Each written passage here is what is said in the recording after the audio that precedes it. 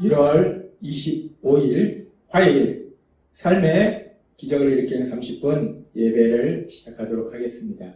하나님께서 오늘 우리에게 주신 말씀은 사도행전 11장 19절에서 21절까지 말씀입니다. 이 말씀 제가 봉독하도록 하겠습니다. 그때에 스데반의 일로 일어난 환난으로 말미암아 흩어진 자들이 베니게와 구브로와 안디옥까지 이르러 유대인에게만 말씀을 전하는데 그 중에 구브로와 구레네 몇 사람이 안디옥에 이르러 헬라인에게도 말하여 주 예수를 전파하니 주의 손이 그들과 함께 하심에 수많은 사람들이 믿고 주께 돌아오더라. 아멘. 오늘도 이 시간 하나님께서 우리에게 주신 말씀을 듣기 전에 잠시 기도하는 시간 갖도록 하겠습니다. 하나님 아버지 감사합니다. 오늘도 저희들 사랑하시고 저희를 만나주셔서 저희에게 말씀하여 주시니 감사합니다. 하나님 아버지 오늘도 주시는 말씀을 통해서 늘 저희와 함께 하신 하나님, 저희를 사랑하신 하나님을 기억하게 하시고 그 하나님을 믿음으로 담대하게 세상을 살아가는 저희가 될 수 있도록 은혜 베풀어 주옵소서. 예수님의 이름으로 감사하며 기도드리옵나이다. 아멘. 우리가 어제도 살펴봤지만 사도행전 11장 1절부터 18절까지의 말씀은 이제 베드로 사도를 통해서 이방인 고넬료와 그와 함께하는 사람들이 구원받았을 때 그 소식을 들은 유대 그리스도인들이 처음에는 자신들이 이제까지 가지고 있던 그 생각의 기준으로 베드로 사도를 판단해서 비난했지만 결국은 하나님의 말씀을 듣고 하나님의 선하신 뜻을 알게 된 이후에는 그 자신들의 생각을 고집하지 않고 하나님의 뜻에, 하나님의 말씀에 자신들의 생각을 변화시키고 그 하나님을 찬양하는 그런 모습을 볼 수 있습니다. 그리고 계속해서 이제 오늘 우리에게 주신 말씀 사도행전 11장 19절은 이렇게 말씀합니다. 그때에 스데반의 일로 일어난 환난으로 말미암아 흩어진 자들이 베니게와 구브로와 안디옥까지 이르러 유대인에게만 말씀을 전하는데 라고 말씀합니다. 지금 사도행전 11장 1절부터 18절 말씀이 끝난 이후에 그때에 라고 말씀하기 때문에 우리가 지금 이 19절의 말씀이 사도행전 11장 1절에서 18절의 말씀, 즉 베드로 사도를 비난하던 사람들이 이제 자신들의 생각을 하나님의 뜻에 맞추고 하나님께 찬양을 드리는 그 이후에라고 생각할 수 있어요. 근데 지금 사실은 이 그때에라고 번역한 이 헬라어 원문은 그때에라고 번역하기보다는 한편이라고 번역하는 것이 사실 더 맞습니다. 그러니까 지금 사도행전 11장 1절에서 18절의 말씀과 19절의 말씀이 연결되기보다는 18절까지의 말씀이 진행되고 이제 또 다른 이야기가 새롭게 시작되는 거예요. 그리고 지금 사도행전 11장 19절의 말씀은 따라서 어떤 부분에 연결되는가? 사도행전 8장 1절 말씀과 연결된다고 볼 수 있어요. 사도행전 8장 1절은 이렇게 말씀합니다. 사울은 그가 죽임당함을 마땅히 여기더라. 그날에 예루살렘에 있는 교회에 큰 박해가 있어 사도 외에는 다 유대와 사마리아와 모든 땅으로 흩어지니라 라고 말씀합니다. 이렇게 스데반 집사가 순교한 이후에 이제 예루살렘 지역에 엄청난 박해가 일어나요. 그 박해가 너무 심해서 집집마다 돌아다니면서 사울이 예수님 믿는 사람들을 찾아서 감옥에 가두고 죽이는 이런 일들이 생기기 때문에 도저히 예수님을 믿는 사람들이 예루살렘에 살 수가 없었다는 거예요. 그래서 이제 예수님을 믿는 사람들이 예루살렘을 떠나서 사마리아로도 가고 이곳저곳으로 이제 흩어져서 생활하게 되는 거예요. 점점 먼 곳으로 예루살렘에서부터 먼 곳으로 피난 가서 생활하게 됩니다. 그렇게 이제 사도행전 8장 1절의 이 말씀과 연결해서 오늘 말씀이 이어진다는 거예요. 그렇게 스데반 집사의 순교 이후에 예루살렘에 강력하게 박해가 일어남으로 인해서 예수님 믿는 사람들이 더 이상 그 예루살렘에 살 수가 없었다는 거예요. 그래서 이제 그 예루살렘을 떠나게 된다는 겁니다. 그러면서 사도행전 11장 19절은 이렇게 말씀합니다. 그때에 스데반의 일로 일어난 환난으로 말미암아 흩어진 자들이 베니게와 구브로와 안디옥까지 이르러 유대인에게만 말씀을 전하는데 라고 말씀합니다. 지금 이제 사도행전 8장 1절의 말씀처럼 스데반의 순교 이후에 이제 강력한 예루살렘에 사는 사람들, 예수님 믿는 사람들에 대한 강력한 박해가 시작됨으로 인해서 그 환난으로 인해서 도저히 살 수 없었던 사람들이 여기저기서 흩어졌는데 베니게와 구브로와 안디옥까지 흩어져 살게 되는 거예요. 그렇게 흩어진 사람들이 예수님을 믿는 사람들이 예수님을 믿는 유대인들이 흩어진 지역에서도 여전히 복음을 전합니다. 근데 누구에게? 유대인에게만. 어제도 하나님께서 말씀해 주셨지만 예수님을 믿지만 그럼에도 불구하고 그들은 구약 시대부터 그들이 가지고 있었던 생각이 있었다는 거예요. 유대인의 하나님, 유대인만의 하나님. 그래서 유대인만이 구원을 받을 수 있다는 그런 생각들이 있었기 때문에 오로지 유대인에게만 복음을 전했다는 거예요. 그런데 그렇게 대부분의 사람들은 오로지 자신과 같은 유대인에게만 복음을 전했는데 그런데 계속되는 사도행전 12장 20절에서 21절은 이렇게 말씀합니다. 그 중에 구브로와 구레네 몇 사람이 안디옥에 이르러 헬라인에게도 말하여 주 예수를 전파하니 라고 말씀합니다. 그렇게 흩어졌던 유대인 그리스도인 중에 몇 사람이 대부분은 같은 유대인에게만 복음을 전하는데 예수님에 대해서 말씀을 전하는데 그 중에 몇 사람이 헬라인에게도 예수님을 전한다는 거예요. 복음을 전했다는 거예요. 그러니까 11장 21절에 주의 손이 그들과 함께 하심에 수많은 사람들이 믿고 주께 돌아오더라 라고 말씀합니다.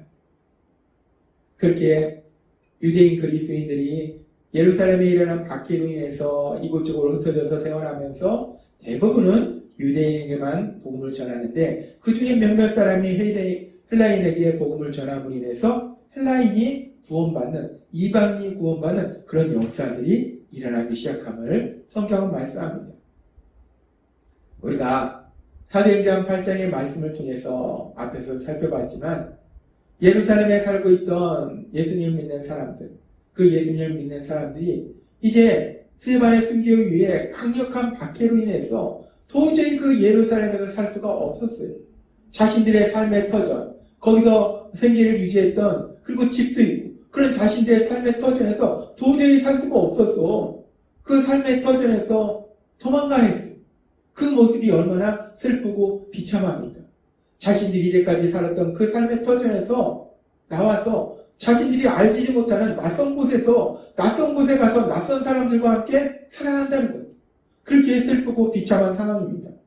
이 사도행전 8장에 예루살렘 지역에 살고 있던 예수님을 믿는 사람들에 대한 그 박해의 모습을 보면 참으로 슬프고 비참한 모습이에요.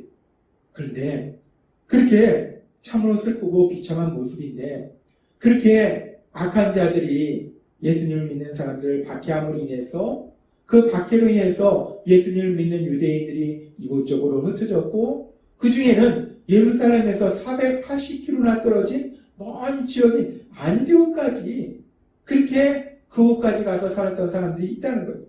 근데 그곳까지 멀리 갔던 사람들이 이제 유대인에게만 복음을 전파한 것이 아니라 이방인에게까지 복음을 전파해서 예루살렘뿐만 아니라 온 유대뿐만 아니라 사마리아와 땅끝까지 이르러 복음을 전파하라 말씀하신 그 예수님의 말씀처럼 이제 세상의 많은 사람들이 유대인뿐만 아니라 이방인들까지 구원받는 놀라운 역사들이 일어나더라는 겁니다.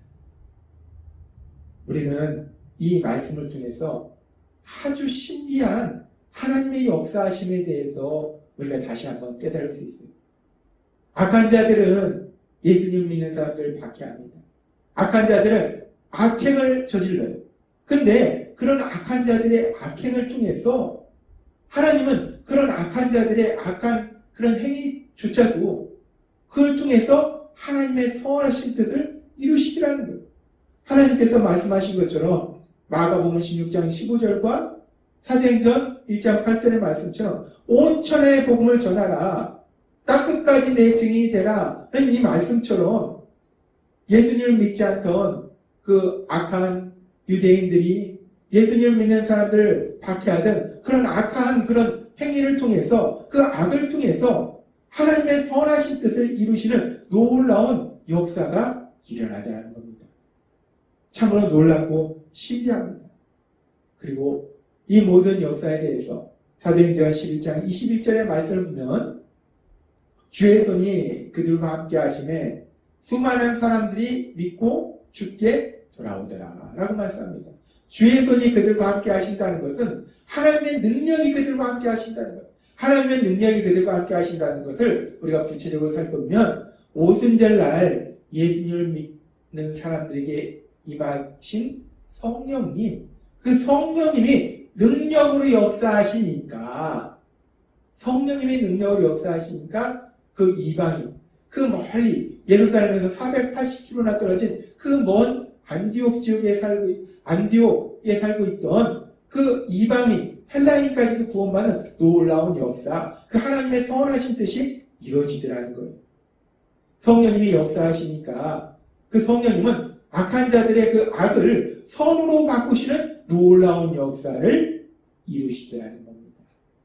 하나님께서 전에도 우리에게 여러 번 말씀하셨지만 화가 복으로 바뀌는 전화위복의 역사를 이루시더라는 거예요.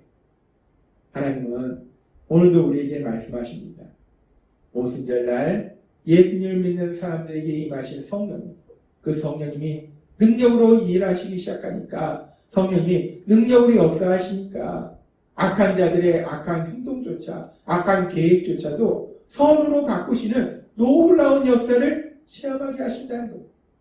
그런데 그렇게 오순절날 예수님을 믿는 사람들에게 임하시고 능력으로 역사하신 그 성령님이 지금 오늘도 하나님의 말씀을 듣고 있는 우리들에게 함께하고 계심을 믿습니다. 그 성령님이 우리의 죄를 회개하고 예수님을 구주와 주님으로 믿을 때 우리에게 오셔서 우리와 함께 하신다는 것. 그 성령님이 우리 삶 속에서 능력으로 역사하신다는 것.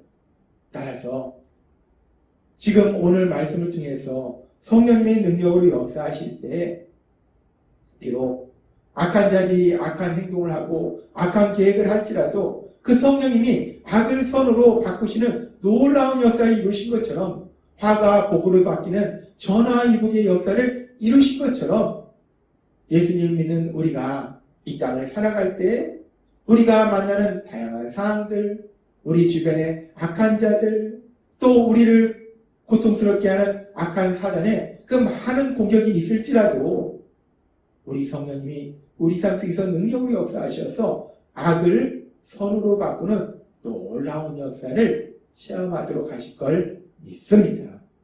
우리 성령님이 역사하시면 하나님께서 우리에게 여러 번 말씀하시지만 화가 복으로 바뀌는 전화위복, 그 전화위복의 역사를 체험하게 됐다는 거예요. 오늘도 하나님께서 우리에게 주신 말씀처럼 우리와 함께 하시는 성령님, 그 성령님의 역사하심을 인해서 우리가 세상을 살아가면서 그 어떤 일을 만날지라도 악을 선으로 바꾸시는 그 하나님의 역사하심, 화를 복으로 바꾸시는 전화위복의 역사를 이루시는 그 하나님의 역사하심, 그 하나님의 역사하심을 풍성하게 체험하시는 여러분 되시길 주님의 이름으로 축원합니다. 기도하겠습니다. 하나님 아버지 감사합니다. 오늘도 주신 말씀처럼 성령님이 능력으로 역사하시면 악을 선으로 바꾸시는 역사, 화를 복으로 바꾸는 전화위복의 역사, 그 놀라운 역사를 체험하게 될 걸 믿습니다. 늘 예수님을 믿는 저희와 함께 하신 성령님, 그 성령님의 역사하심으로 인해서 오늘 주신 말씀처럼 그 어떤 상황을 만날지라도 그 모든 것을 통해서 가장 좋은 것을 주시는 하나님의 놀라우신 역사하심을 체험하는 저희 모두가 될 수 있도록 은혜 베풀어 주옵소서. 예수님의 이름으로 감사하며 기도드리옵나이다. 아멘. 이 시간도 하나님께서 우리 주신 말씀을 묵상하면서 조용히 기도하는 시간 갖도록 하겠습니다.